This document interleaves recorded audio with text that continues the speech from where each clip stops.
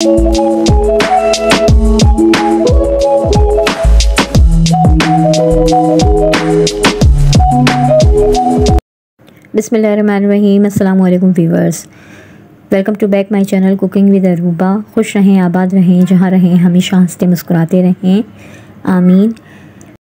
जैसा कि रमज़ान शरीफ चल रहे हैं तो इफ्तारी में रोज़ाना पकोड़े खा के, समोसे खा के इंसान थक जाता है, तो कुछ नया खाने को भी दिल करता है, चटपटा सा, मज़ेदार सा। तो आज हम ढाबे की कचौरियाँ और उसका कचौरी का आलू का सालन बनाएंगे।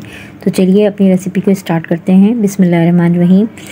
ये मैंने 2 कप भर के मैदा ले लिया है, जिसे मैंने अच्छे से छान लिया है। अब इसमें 3 से 4 चम्मच के बराबर मैं ऑयल ऐड कर रही हूँ। इसको हम मिक्स कर लेंगे। बाकी हमने इसमें और कुछ नहीं डालना, सिर्फ नमक डालेंगे, जो मैं 1 टीस्पून डाल रही हूँ। ठीक है, आप अपने टेस्ट के अकॉर्डिंग डाल सकते हैं। इसको मिक्स करके और नॉर्मल टैप वाटर से हम इसकी डो लगा लेंगे। बिल्कुल ऐसी डो बनानी है जैसे कि हम समोसों की बनाते हैं, ज़रा थोड़ी सी हार्ड। ठीक है, नॉर्मल आटा गूंद लेंगे अच्छे से मिक्स करके, थोड़ा थोड़ा पानी डालते जाएंगे और अच्छे से हमने इसको पंच करके मुक्की लगानी है। ये देखें, एक अच्छी सी डो हमने तैयार कर लेनी है। बस 2-3 दफ़ा हम पंच करेंगे और हमारी ये डो रेडी है। अब इसको हम रेस्ट के लिए रख देंगे, तकरीबन आधे घंटे के लिए। ठीक है, कवर करके किसी भी आप बर्तन के अंदर कवर करके इसको रख दीजिए आधे घंटे के लिए। अब दूसरी तरफ हमने 4 अदद आलू छील के बॉईल कर लिए हैं, कट करके। तो अब उसको मैं बर्तन में निकाल के मैश करना है, तो मैश कर लूँगी। ये देखें, इन्हें अच्छे से मैंने बॉईल कर लिया था। अच्छे से इन्हें मैश कर लेंगे, लेकिन हमने इसमें थोड़े थोड़े से चंक छोड़ने हैं, बिल्कुल बारीक मैश नहीं करना है। थोड़ा सा हमने इसको कुछ मैश करना है और कुछ छोड़ना है, मोटा मोटा सा ही मैश करना है। अब ये मैश हो चुका है, ये देखिए सारी हमारी, आप देख सकते हैं इसमें बिल्कुल बारीक मैंने नहीं किया है। अब एक बर्तन ले लेंगे, कोई भी पैन ले लीजिए, उसमें ऑयल ऐड कर दूंगी मैं 1/2 कप के बराबर। जब ऑयल गर्म हो गया है तो अब इसमें प्याज ऐड करेंगे। तो नॉर्मल मैंने प्याज कट कर लिए बारीक। ये एक प्याज थी बड़ी, उसे मैंने बारीक कटिंग कर लिए। तो अब इसको हमने गोल्डन कर लेना है। ये देखिए प्याज तकरीबन गोल्डन होती जा रही है, बस इतनी ही हमने गोल्डन करनी है, हद से ज़्यादा डार्क ब्राउन नहीं करनी। ठीक है, अब इसके अंदर मैं 1 टीस्पून ड्राई दाना ऐड कर रही हूँ। 1 टीस्पून ही मैंने कलौंजी ऐड की है। अब इसको डाल के हम इसको अच्छे से चम्मच से चला लेंगे। 1/2 टेबल स्पून मैं इसमें पिसी हुई मिर्च ऐड कर रही हूँ, और 1/2 टेबल स्पून ही मैंने हल्दी पाउडर ऐड किया है। 1/2 टेबल स्पून ज़ीरा पाउडर ऐड करेंगे और 1 टीस्पून जो है अदरक और लहसुन का पाउडर ऐड किया है, और नमक 1 टेबल स्पून ऐड कर रही हूँ। आप अपने टेस्ट के अकॉर्डिंग कम ज़्यादा कर सकते हैं। सब मसालों को 2 मिनट हम अच्छे से भून लेंगे और फिर उसके बाद थोड़ा पानी ऐड करूँगी मैं।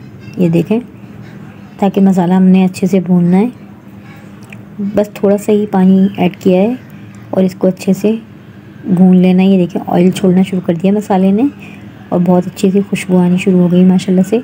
तो ये जो मैंने आलू मैश करके रखे थे, अब इसके अंदर हम ऐड कर देंगे। ठीक है, अब इनको चला के अच्छे से हमने इनको अच्छे से मिक्स करना है, खूब अच्छी तरह से। ये देखिए, इस तरह से हमने अच्छे से इसको मिक्सिंग कर लेनी है कि ताकि तमाम मसाला इन आलूओं में रच बस जाए। ठीक है, अच्छे से हमने चम्मच चलाते रहना है। अब थोड़ा पानी डाल देंगे ताकि जो आलू हमारे गल तो चुके हैं, लेकिन थोड़ी देर के लिए मसाले में अच्छे से भुन जाएं।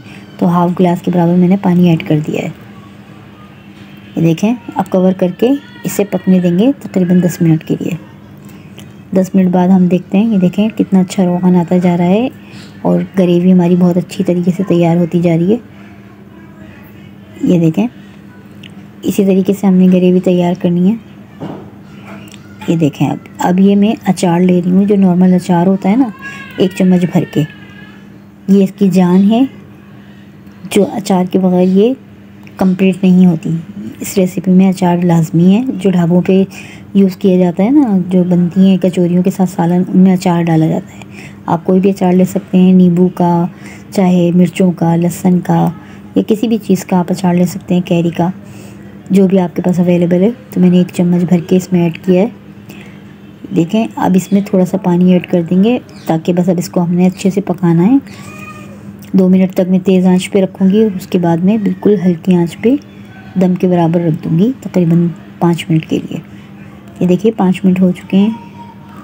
अब हम चेक कर लेते हैं कितना अच्छा इसमें से धुआं उठ रहा है और स्टीम आ रही है। माशाल्लाह ये सालन हमारा डन हो चुका है। मैंने चूल्हा बंद कर दिया है। अब हम देख लेते हैं, आधा घंटा गुजर चुका है, आटा हमारा काफ़ी ठहर चुका है। अब इसके हम पेड़े बना के बड़ी बड़ी सी रोटियां बेल लेंगे। थोड़ा सा सरफेस पे हम ऑयल लगा रहे हैं, ऑयल से हम उसको ग्रीस कर लेंगे ताकि कि हमें बेलते हुए परेशानी ना हो।